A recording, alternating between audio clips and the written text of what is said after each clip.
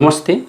आज को टॉपिक बहुत इंट्रेस्टिंग रहेको छ र त्यो टॉपिक रहेको छ ट्रान्जिटिभ भर्ब्स विथ टू ऑब्जेक्ट्स, यानी कि त्यस्ता सकर्मक क्रियाहरू जसले दुईवटा कर्म अर्थात ऑब्जेक्ट लिएर आएको हुन्छ।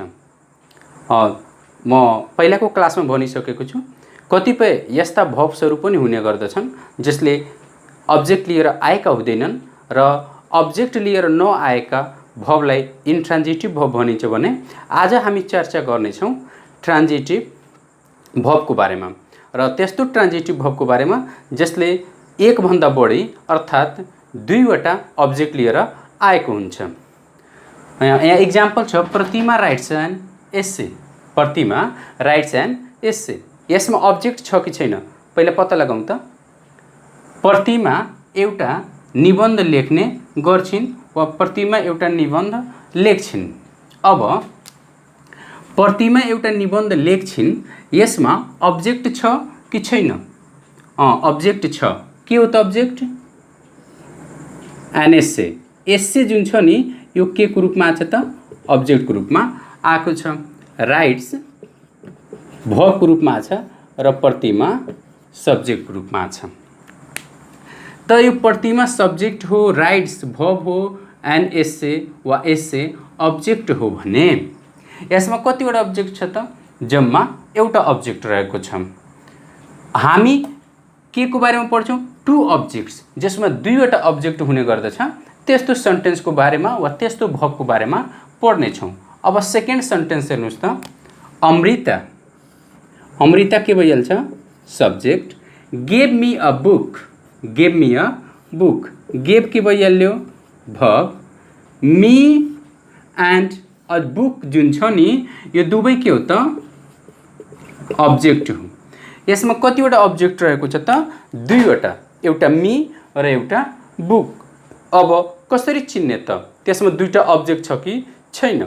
म अस्ति नै तपाईहरुलाई बताएको थिएँ कि ऑब्जेक्ट त्यसमा छ वा छैन त्यो पत्ता लगाउने दुईवटा विधि रहेका छन्। वा दुईवटा शब्दबाट यदि हामी प्रश्न गर्यौं भने त्यो दुईवटा शब्दको आन्सर जे शब्द आउने गर्दछ त्यही शब्द नै ऑब्जेक्ट हुने गर्दछ। र त्यो पहिलो शब्द थियो व्हाट, के को, र अर्को शब्द थियो हुम अर्थात कसलाई। यो दुईवटा प्रश्न गर्नुपर्छ।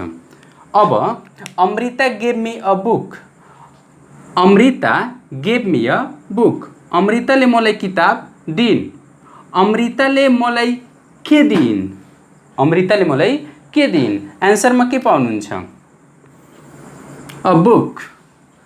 त यो के को आन्सर पाउनु भयो कि भएन?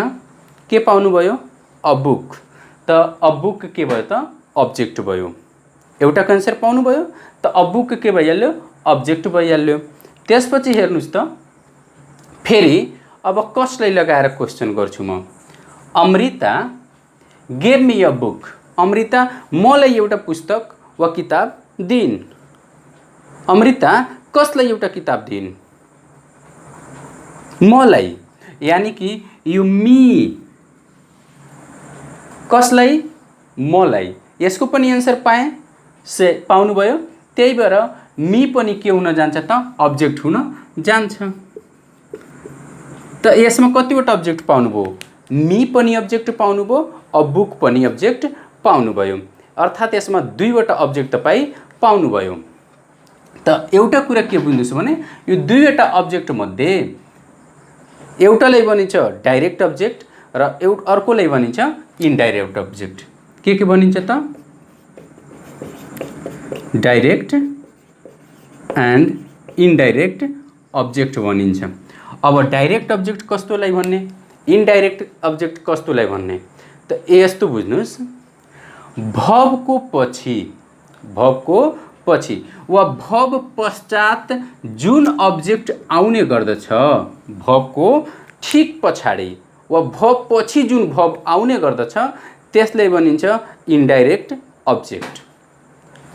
भर्बको ठीक पछाडि, यानी कि भर्ब लेखिसकेपछि के आएको छ? मी आएको छ। त मीलाई के भनिन्छ त? इन्डाइरेक्ट अब्जेक्ट भनिन्छ। मीलाई इन्डाइरेक्ट अब्जेक्ट भनिन्छ। भर्बको लगत्तै जे आएको हुन्छ त्यसलाई भनिन्छ इन्डाइरेक्ट अब्जेक्ट। वा तपाईँ हुम लगाएर क्वेसन गर्नुस्। के लगाएर? हुम। कसलाई? अमृताले कसलाई किताब दिइन्? मलाई। त जुन मी छ त्यो भइहाल्छ इन्डाइरेक्ट अब्जेक्ट। त्यसपछि अब डाइरेक्ट अब्जेक्ट के हो त? कसरी पत्ता लगाउने? त इन्डाइरेक्ट अब्जेक्टको पछाडि वा इन्डाइरेक्ट अब्जेक्ट आइसकेपछि जे अब्जेक्ट आएको हुन्छ त्यसैले भनिन्छ डाइरेक्ट अब्जेक्ट। डाइरेक्ट अब्जेक्टमा के भयो त? A book. बुक जुन छ नि त्यो के भइहाल्छ? डाइरेक्ट अब्जेक्ट भइहाल्छ। अब बुक मानौ अ त आर्टिकलको रूपमा आएको छ त यो बुक के भयो त? डाइरेक्ट अब्जेक्ट भइहाल्यो। बुझ्नुभयो? इन्डाइरेक्ट अब्जेक्टको ठिक पछाडि वा इन्डाइरेक्ट अब्जेक्ट पछि जे आउँछ त्यसलाई भनिन्छ डाइरेक्ट अब्जेक्ट। र डाइरेक्ट अब्जेक्ट पत्ता लगाउने अर्को विधि के हो भने यहाँ वाटबाट क्वेसन गर्नुपर्छ। केबाट? यहाँ वाटबाट क्वेसन गर्नुपर्छ र यहाँ पत्ता लगाउनलाई हुमबाट प्रयोग क्वेसन गर्नुपर्छ। इन्डाइरेक्ट अब्जेक्ट पत्ता लगाउनको लागि हुमबाट प्रश्न गर्ने हो र डाइरेक्ट अब्जेक्ट पत्ता लगाउनको लागि वाटबाट प्रश्न गर्ने हो। वाटको एन्सर जसले दिन्छ त्यो हुन्छ डाइरेक्ट अब्जेक्ट र हुमको एन्सर जसले दिने गर्छ त्यसलाई भनिन्छ इन्डाइरेक्ट अब्जेक्ट। फेरि बुझ्नुस्, इन्डाइरेक्ट अब्जेक्ट डाइरेक्ट अब्जेक्टको पछि आउँछ। कहाँ आउँछ त? पछि आउँछ। पहिला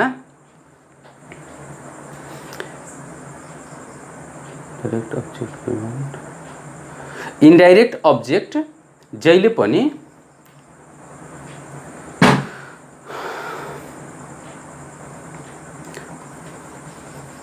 त तपाईहरु पुनः अर्को इक्जाम्पल लिन सक्नुहुन्छ।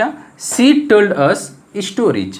त सी टोल्ड अस स्टोरीजमा उनी हामीले के भनिन् त? कहानीहरू भनिन्, कथाहरू भनिन्, कथाहरू सुनाइन्। उनी कुनै मानिलिनुस् त्यो मेरी मम्मी पनि हुन सक्नुहुन्छ। मेरी मम्मीले के गरिन् वा कुनै आइमै कुनै पनि यहाँ महिलालाई संकेत गरेको छ, सी आएको छ। उनी हामीलाई के गरिन् त? कथाहरू सुनाउनु भयो। त के सुनाउनु भयो? व्हाटको एन्सर हेर्नुस् त, के सुनाउनु भयो? व्हाटको एन्सरमा के आउँछ? स्टोरीज। व्हाटको एन्सरमा के आउँछ? स्टोरीज। त जे व्हाटको एन्सरमा आउँछ यानी कि व्हाटको एन्सर कसले दिने गर्छ त? डाइरेक्टले दिने गर्छ। स्टोरीज जुन छ नि यो के भइहाल्छ त? डाइरेक्ट अब्जेक्ट भइहाल्छ। त्यस्तै कसलाई सुनाउनुहुन्छ त्यसको एन्सर के पाउनुहुन्छ? अस। कसलाईको हुमको एन्सर के पाउनुहुन्छ? अस पाउनुहुन्छ। कसलाई? त हामीलाई। त हुमको एन्सर जसले दिन्छ त्यसलाई भनिन्छ इन्डाइरेक्ट अब्जेक्ट। यानी कि जहिले पनि इन्डाइरेक्ट अब्जेक्ट पहिला आउँछ र इन्डाइरेक्ट अब्जेक्ट पछि के आउने गर्छ त? डाइरेक्ट अब्जेक्ट आउने गर्दछ। डाइरेक्ट अब्जेक्टले जहिले पनि के को एन्सर दिने गर्छ र इन्डाइरेक्ट अब्जेक्टले जहिले पनि हुमको अर्थात् कसलाईको एन्सर दिने गर्दछ। आई होप तपाईहरु बुझिसक्नु होला। र लास्टमा भनिदिनुस् त, मीरा आस्क्ड मी अ क्वेशनमा डाइरेक्ट अब्जेक्ट र इन्डाइरेक्ट अब्जेक्ट को हो त? यसमा डाइरेक्ट अब्जेक्ट के हो त?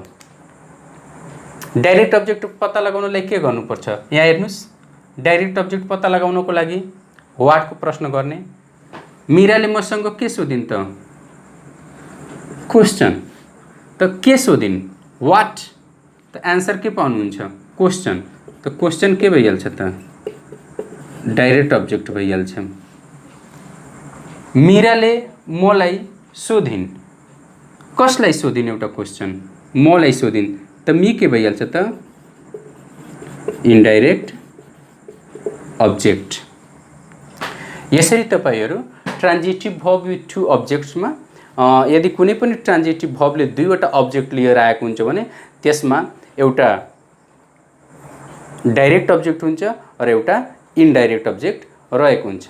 डाइरेक्ट अब्जेक्ट वाट क्वेसन लगाएर गर्दाखेरि त्यसको एन्सरमा जे आउँछ त्यो डाइरेक्ट अब्जेक्ट हो भने हुम शब्दको प्रयोग गरेर जे एन्सर आउँछ त्यो इन्डाइरेक्ट अब्जेक्ट हो।